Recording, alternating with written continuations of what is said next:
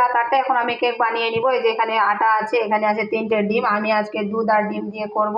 তার সাথে ময়দা যদি আপনাদের বাসায় না থাকে তাহলে আটা দিয়েও হবে। এই যে দেখেন, এটা একেবারে 1 নাম্বার প্যাকেটের আটা, যেটা আমরা রুটি খাই সেটা। এই যে দেখেন, আর এখানে আছে লেবুর খোসা। আমার ভ্যানিলা এসেন্স পছন্দ না, সেজন্য আমি লেবুর খোসা কোচানো দিব, আর লেবুর রসও দিব অল্প একটু, ডিমের গন্ধটা পালানোর জন্য। আর এখানে আছে হচ্ছে সোডা দিব, আর অল্প একটু পরিমাণ মতো সব কিছুই দিয়ে দিতে হবে। আর এটা হচ্ছে বেকিং পাউডার, দেখতে পাচ্ছেন। তো যেখানে আমি যে পরিমাপগুলো দিয়েছিলাম তার মধ্যে একটা জিনিস আমার মিসিং হয়ে গেছে, সেটা হচ্ছে তেল। এই যে দেখেন, তেলটা মিসিং হয়ে গেছে। তেলটা এখন আমি দিয়ে দিলাম, দিয়ে যে ব্যাটারটা এখন আমি ফেটিয়ে নিলাম। আরও একবার ভালো করে ব্যাটারটা যত সুন্দর করে ফেটাবেন তত সুন্দর হবে কেকটা, পারফেক্ট। আমার সবে মিশ্রণগুলো আমি সবগুলো এখন ফেটিয়ে নিলাম। আর এখানে এই যে আমি এখন বাটিতে তেল দিয়ে কাগজটা ভালো করে মালিশ করে নিয়েছি। এখন এতে আমি ব্যাটারটা ঢেলে দিব। ঢেলে দিয়ে যে আমি ডেকের মধ্যে একটা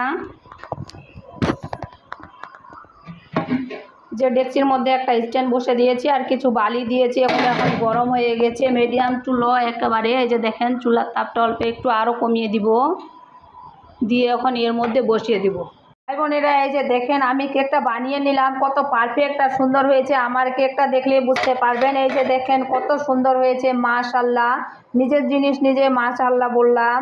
আর এই যে দেখেন, কোনো স্পেস নাই। এই যে দেখেন, আমি ছুরিটা ঢুকিয়ে দেখাচ্ছি। এই যে দেখেন, কুক হতে আধা ঘন্টা লেগেছে আমার কেকটা, কারণ আমি নর্মাল তাপমাত্রায় একেবারে কুক করেছি।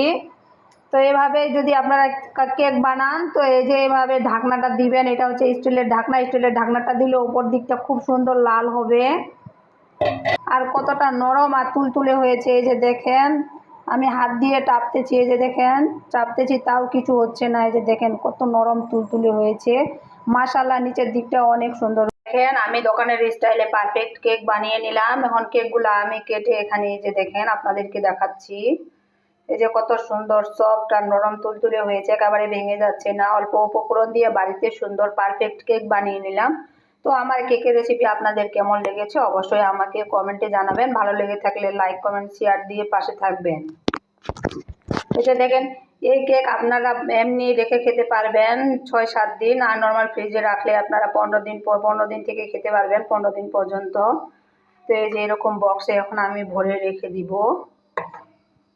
সবাই ভালো থাকবেন। আসসালামু আলাইকুম।